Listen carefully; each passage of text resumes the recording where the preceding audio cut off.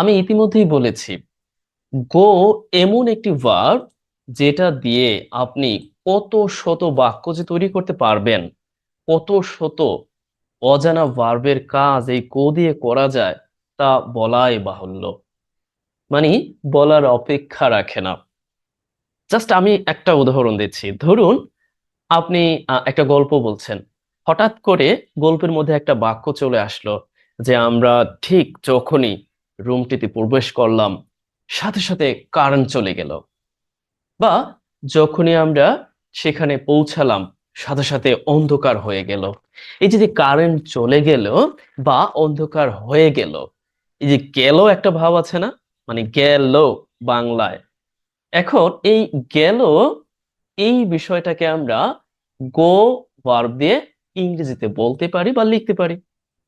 একটু অস্পষ্ট মনে হচ্ছে, তাই না? মোটেও না, আমি সহজ করে দিচ্ছি। লক্ষ্য করুন, এখন গো এটা হচ্ছে প্রেজেন্ট সেন্সে যাওয়া, বাট আপনি যখন পাস্টে বলবেন তখন কিন্তু অর্থ দিবে গিয়েছিল বা গেল। এখানে দেখুন কিছু টার্ম আছে, যাওয়া, যায়, গিয়েছে, গিয়েছিল, যাচ্ছে, গেল, রয়ে গেল, থেকে গেল, হয়ে গেল, বাইরে গেল। এরকম সেন্স দেওয়ার জন্য আমরা গো এর ব্যবহারটা করতে পারি। আচ্ছা, তাহলে ওই বাক্য দুটি আপনি কিভাবে বলবেন? আপনি শুধুমাত্র বলবেন যে অন্ধকার হয়ে গেল, মিনিং দ্যাট আপনি এটা বলতে পারেন যে ওয়েন্ট ডার্ক, অন্ধকার হয়ে গেল। মানে এই গো এর যে পাস্ট সিম্পল ফর্মটা আছে, ওয়েন্ট ডার্ক, অন্ধকার হয়ে গেল।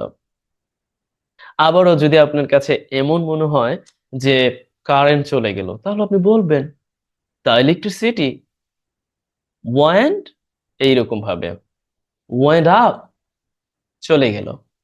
যদিও আমরা অন্যভাবে প্রকাশ করতে পারি, তবে হ্যাঁ, গো এর আরো বিশেষ ব্যবহার আছে।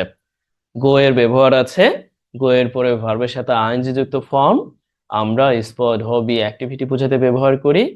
আমরা গো বা ওয়েন্ড এর পরে বিশেষ করে কিছু অ্যাডভার্ব ব্যবহার করি যখন আমাদের প্রিপজিশন প্রয়োজন হয় না। গো এর পরেও আমরা নানান ধরনের প্রিপজিশন ব্যবহার করে ফ্রেজ বা বাক্য তৈরি করতে পারি। আবার লক্ষ্য করুন, গো বা ওয়েন এরপরে আপনি প্রাসঙ্গিক অ্যাডজেক্টিভ বসিয়ে আপনার মতো করে বাক্য তৈরি করতে পারেন। সবগুলো ব্যবহার আমরা ধাপে ধাপে দেখব। এরপরে বাড়ির কাজ থাকবে level primary, level intermediate, level advance. আপনি গো এর ব্যবহার জানলে, ইতিমধ্যে আমি বলেছি, অনেকগুলো অজানা ভার্বের কাজ করে ফেলতে পারবেন অনায়াসেই। প্রথমে আমরা গো প্লাস ভার্বের সাথে আইএনজি যুক্ত form spot, hobby or activity, স্বাভাবিক অ্যাক্টিভিটি বোঝাতে ব্যবহার করে থাকি, তা দেখতে পারি। লক্ষ্য করুন, এখানে লেখা আছে যে আই গো শপিং, আমি কেনাকাটা করতে যাই। আচ্ছা, শি গোজ সুইমিং, সে সাঁতার কাটতে যায়।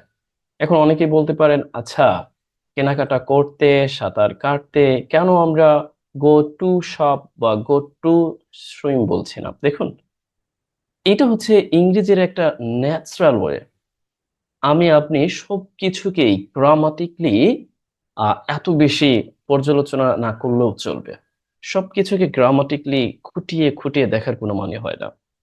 আপনি এমনিতেই যদি দুই একবার বলেন যে I go shopping, or he goes shopping, he goes swimming, এটা মনে রাখবো যে জেনারেল অ্যাক্টিভিটি বা হবি বোঝাতে বা স্পোর্ট।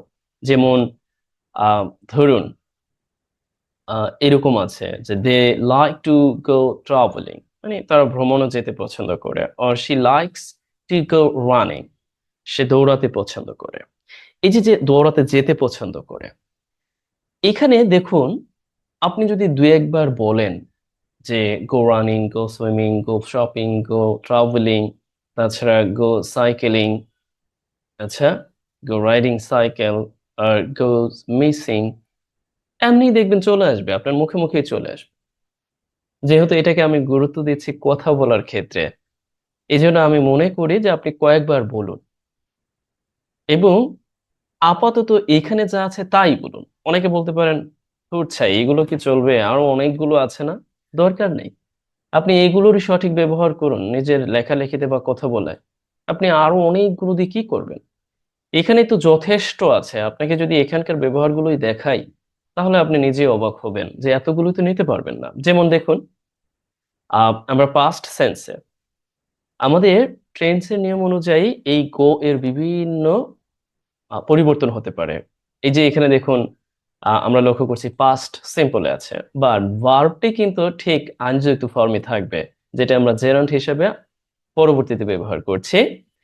এখানে দেখুন, ছেলেটি গতকাল নিখোঁজ হয়েছিল, ওয়েন্ট মিসিং, নিখোঁজ হয়েছিল। We want travelling to Sreemangal, আমরা শ্রীমঙ্গলে ভ্রমণে গিয়েছিলাম। এখন আপনার কাছে মনে হতে পারে এটি কিছু হইলো। আচ্ছা, হচ্ছেও বটে, কেন হবে না? আবার দেখুন, তারা বর্ষা শেষে মাছ ধরতে গিয়েছিল, and went fishing, একটা অভ্যাস বা আমরা বলতে পারি একটা হবি, এই সেন্সে went fishing। আবার দেখুন, and she has gone walking in the park, সে পার্কে ঘুরতে গেছে, এই সেন্সে। যদিও আমরা এইভাবে দিতে পারি যে gone for what in the park, পার্কে ঘুরতে গিয়েছে। আবার আপনি মূলত স্বাভাবিক বা অ্যাক্টিভিটি বোঝাতে আপনি গো এর পরেও আনযুক্ত ফর্ম দিতে পারছেন। আচ্ছা, বা নৌকা চালানোর অর্থে বা স্কেটিং করার অর্থে আমরা আমাদের দৈনন্দিন প্রয়োজনে ব্যবহার করতে পারি। আমি ইতিমধ্যে বলেছি, আপনার কাছে খুব বেশি জটিল মনে হলে আপাতত এখানে যা আছে এগুলোতেই আপনি চোখ বুলিয়ে নিন। রাইট? আচ্ছা, চলুন পরবর্তীতে আমরা আরো কিছু ইন্টারেস্টিং ব্যবহার দেখতে পারি। এখানে গো এরপরে আছে অ্যাডভার্ব, প্লেস বা মুভমেন্ট নির্দেশ করতে। লক্ষ্য করুন, এখানে যতগুলো বাক্য আছে ততগুলোই গ্রামাটিক্যাল ফাংশন আছে, যেগুলো অত্যন্ত জরুরি। বাট আমরা তো প্র্যাকটিক্যালি দেখবো, দরকার নাই আমাদের গ্রামার ট্রামার আপাতত অনুসরণ করা, যদিও গ্রামার ছাড়া আমরা কিছুই বলি না। বাট আমি বলছি আমরা একটু প্র্যাকটিক্যালি দেখবো বটে। ছাত্রছাত্রীরা বিদেশে যেতে চায়, students would like to go abroad. আপনি কয়েকবার বলবেন go abroad, go abroad. and they go home together after class, তারা ক্লাসের পর একসাথে বাড়ি ফিরে বা একসাথে বাড়ি যায়। go home, এখানে লক্ষ্য করেন কোনো প্রিপজিশন নাই। এগুলো আমাদের মধ্যে মাঝে মধ্যে দ্বিধাদ্বন্দ্ব তৈরি করে, আর করবে না, আমি বুঝিয়ে দিচ্ছি। এরপরে দেখুন, many students go outside of evening, সন্ধ্যার পরে অনেকেই বাইরে যায়। এখানে আউটসাইডটা কিন্তু ব্যবহার হয়েছে অ্যাডভার্বের মতো করে, বাইরে যায়। আচ্ছা, and go upstairs or downstairs, উপরের তলায় যাও অথবা নিচের তলায় যাও, মানে নিচের সিঁড়ি দিয়ে যাওয়া অর্থে, উপরে অর্থে গো আপ স্টেয়ার্স, আর ডাউন স্টেয়ার্স নিচে যাওয়া অর্থে। এখন আমাকে বলুন, আপনি যদি কয়েকবার বলেন go home, go abroad, go abroad, অথবা go outside, go up stair, go down stair, তাহলে কি এগুলো ভুলে যাবেন? আচ্ছা, এরপরে দেখুন গো দেয়ার, দেয়ারও কিন্তু অ্যাডভার্বের মতো কাজ করেছে। এভরিওয়্যার, এটাও অ্যাডভার্বের মতো কাজ করছে। সামওয়্যার, এটাও অ্যাডভার্বের মতো কাজ করছে। You don't you don't use extra preposition to movement নির্দেশ করতে। তবে কথাও আছে বটে। যেমন ধরুন, আমি যদি বলি আমি স্কুলে যাই, তখন কিন্তু এটা একটা স্কুলের পূর্বে আপনি টু ব্যবহার করবেন। এখন কেউ যদি প্রশ্ন করেন কেন আমি ঠিক এই দিকটাতে টু ব্যবহার করছি না, এটার একটা সহজ সমাধান হলো, এই অ্যাব্রোড এর মাঝে মূলত একটা প্রিপোজিশন স্বভাবতই আছে। মূলত এখানে অ্যাব্রোড বলতে বোঝাচ্ছে ইন আ ফরেন কান্ট্রি, মানে বিদেশে। তার মানে ইন এখানে আছে, বুঝতে পারছেন? আমরা কিন্তু সবসময় বলি যে বিদেশে যাবে, বিদেশে যাব, বিদেশে থাকেন। তার মানে অ্যাব্রোড এটার মধ্যেই মূলত আমাদের প্রিপজিশন আছে। দ্যাট ইজ ওয়াই আমাদের ব্যবহারের প্রয়োজন হয় না। একই রকম ভাবে এই হোম বলতে বোঝায় ইন আ প্লেস, মানে একটা জায়গাতে। তার মানে এখানেও মূলত ইন আছে, এজন্য আমাদের নতুন করে আর প্রিপজিশনের প্রয়োজন হয় না। আর এগুলো তো আমরা জানি, দেয়ার এখানে অ্যাডভার্ব বোঝাচ্ছে, সামওয়্যারস সামওয়্যারস এখানেও অ্যাডভার্ব বোঝাচ্ছে, এটাও অ্যাডভার্ব বোঝাচ্ছে, এটাও অ্যাডভার্ব বোঝাচ্ছে।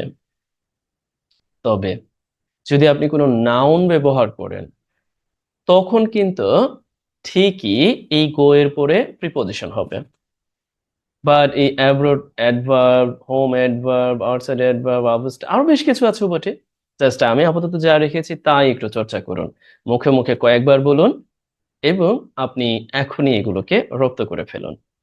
আচ্ছা, পরবর্তীতে আমরা আবারও দেখার চেষ্টা করি সবচেয়ে গুরুত্বপূর্ণ যে বিষয়টা আমি শুরুর দিকেই বলেছি। গো এমন একটি ভার্ব যার পরে আপনি প্রাসঙ্গিকতা ক্রমে নানান ধরনের অ্যাডজেক্টিভ বসিয়ে তারপরে আপনি বাক্য গঠন করতে পারেন। যেমন ধরুন, কথার কথা আপনি বললেন সে ছোটবেলায় অন্ধ হয়ে গিয়েছিল বা বধির হয়ে গিয়েছিল, আজকাল পোলাপান গুলো একদম পাগল হয়ে গিয়েছে। এই যে গিয়েছে গেল এই ব্যাপারগুলো যখন থাকবে, তখন আপনার কাজ হচ্ছে অন্ধের ইংলিশটা বসায় দেওয়া বা পাগলের ইংরেজিটা বসায় দেওয়া। আর ভার্ব হিসেবে তো আপনি গো এর সাহায্যটা নিবেনই, হয়ে গেল। যেমন অনেক বৃদ্ধ মানুষ আচ্ছা বধির হয়ে যায়, মানে বৃদ্ধ বয়সে অনেকে বধির হয়ে যায়। গো ব্লাইন্ড, হয়ে যাওয়া অর্থে সাধারণ সেন্সে গো ব্লাইন্ড, বধির হয়ে যাওয়া। গো ডিফ, কেউ না হোক আমরা সেই দোয়া করি। লক্ষ্য করুন, আবারও social media users and go crazy ও ম্যাড, মানে এর পাগল হয়ে যায়। আপনি যদি আবারও ভার্বের পরিবর্তন করবেন, আপনি বলবেন যে হ্যাভ গন ক্রেজি, পাগল হয়ে গিয়েছে, উন্মত্ত হয়ে গিয়েছে। তার মানে আমরা গো এর পরে প্রাসঙ্গিকতা ক্রমে জাস্ট অ্যাডজেক্টিভ ফর্মটা বসিয়ে দিচ্ছি আর আমাদের হয়ে যাচ্ছে। একই রকম উপায়ে লক্ষ্য করুন যে ঘটনার পর ঘটে নীরব হয়ে গেল, গো সাইলেন্ট। ও, এখানে একটু কথাও আছে বটে, গো এর যে পাস্ট ফর্ম তার ওয়েন্ট, ওয়েন্ট সাইলেন্ট, নীরব হয়ে গেল। আচ্ছা, এই সেন্সেও আমরা বসাতে পারি বটে। দেন উই সি তার মানে তিনি একেবারে তার ভুল বুঝতে পেরে ফ্যাকাশে হয়ে গেল, লালচে হয়ে গেল। অ্যান্ড শি ওয়েন্ট পেল আর রেইন আন্ডারস্ট্যান্ডিং হার ফলস, ফ্যাকাশে হয়ে গেল। দেখুন তো, এগুলোকে আপনি দৈনন্দিন প্রয়োজনে লেখা লিখেন, আপনি কথা বলে তো দুর্দান্ত ব্যবহার করতে পারেন, তাই না? যদি আপনার প্রয়োজন হয় কোনো কিছু বর্ণনা করতে গিয়ে লেখালেখিতে আপনি করবেন। এরপরে দেখুন, মাই ডিসিশন ওয়েন্ট রং, আমার সিদ্ধান্তটি ভুল ছিল। মাই ডিসিশন ওয়েন্ট ব্যাড, আমার সিদ্ধান্তটি খারাপ হয়ে গেল। মাই ডিসিশন ওয়েন্ট ইররিলেভেন্ট, আমার সিদ্ধান্তটি অপ্রাসঙ্গিক ছিল বা হয়ে গেল। দেখুন তো, খুব সহজেই পড়া যাচ্ছে না? At the same time, here we see and post on Facebook went viral last week. এই যে ওয়েন্ট এর পরে আমরা একটা প্রাসঙ্গিক অ্যাডজেক্টিভ বসায় দিচ্ছি, যে ভাইরাল হয়ে গিয়েছিল গত সপ্তাহের পোস্টটি। এখন আপনি আমাকে বলুন তো, খুব সহজ ও সাবলীল উপায়ে আপনি প্রাসঙ্গিকতা ক্রমে এই অ্যাডজেক্টিভ বসিয়ে দুর্দান্ত ভাবে বাক্য তৈরি করতে পারবেন না? কেন নয়, এখনই শুরু করে দিন। কমপক্ষে 3টি থেকে 4টি বাক্য তৈরি করুন, আরো বেশি করবেন। তবে প্র্যাকটিক্যাল অংশ হিসেবে খুব সুন্দরভাবে এখানে সাজানো গোছানো আছে। লক্ষ্য করেছেন কি? প্রাইমারি লেভেলে আলোচনা। এখানে আমি আপনাকে সাহায্য করেছি বটে। আপনি গো দিয়ে প্রেজেন্ট সিম্পলে বাক্য তৈরি করবেন, বা অন্যান্য টেন্সের পরিবর্তন করেও আপনি গো, গোয়িং, গন আপনার মতো করে ব্যবহার করবেন। আবার পাস্ট সেন্সে পাস্ট অর্থ দিতে আপনি ওয়েন্ড এর ব্যবহার করবেন। ফ্যাকাশে হয়ে গেল, তারপরে হচ্ছে একদম এলোমেলো হয়ে গেল, এলোমেলো হয়ে যাবে না, গো ওয়েন্ট রং, হয়ে গেল অর্থে। মুখটি লাল হয়ে গেল, অন্ধ হয়ে গেল। আবার দেখুন, আবার আপনি প্রেজেন্ট পারফেক্ট আর পাস্ট পারফেক্ট সেন্সে গন ব্যবহার করি, হ্যাভ গন, হ্যাজ গন, সেই অর্থে আবার এইগুলো আছে বটে। সবগুলো আপনি এগুলো লিখে দিবেন। এগুলো আমার, দেখুন আপনি যদি না বুঝেন না পারেন তাহলে এইদিকে তাকাবেন, তাহলে দেখবেন অটোমেটিকলি হচ্ছে। পারবেন না? অবশ্যই পারবেন, না পারার কোনো কারণ নেই। আচ্ছা, একটু অ্যাডভান্স লেভেল আমরা দেখার চেষ্টা করি। এটা আমি কিছুই বলে দিব না, এটা মূলত হচ্ছে আপনারা একটু দেখে নিবেন। আমি প্রায় সাহায্য করেছি, আপনার জাস্ট কাজ হলো লেখালেখি করা। এই পর্যন্ত আপনারা যারা দেখেছেন সিরিয়াল মেনটেন করে প্রতিটি ক্লাসে স্পষ্টভাবেই আপনাদেরকে কিন্তু দিক নির্দেশনা দেওয়া হয়েছে। আপনারা এখন এগুলো এমনিতেই পারবেন, শুধুমাত্র আমি সাহায্য করেছি ওয়েন্ট গ্লোমি, মানে অনেকটা মনমরা হয়ে গেল, হয় না যে তার সে অনেকটা মনমরা হয়ে গেল, বা ওয়াই, মানে হতাশ হয়ে যাওয়া, বেশ হতাশ হয়ে পড়া, শান্ত হয়ে পড়া। তারপরে আমরা যদি দেখি এইরকম ভাবে, না, আরো বেশ কিছু আছে, সাইলেন্ট, একেবারে নিশ্চুপ হয়ে পড়া, খারাপ হয়ে যাওয়া, অন্ধকার হয়ে যাওয়া, রং এলোমেলো হয়ে যাওয়া। আপনি কিন্তু চাইলে আপনার প্রয়োজনে এই ব্যাপারগুলোকে প্র্যাকটিস করার মাধ্যমে দুর্দান্ত ভাবে ইংরেজি শিখতে পারেন।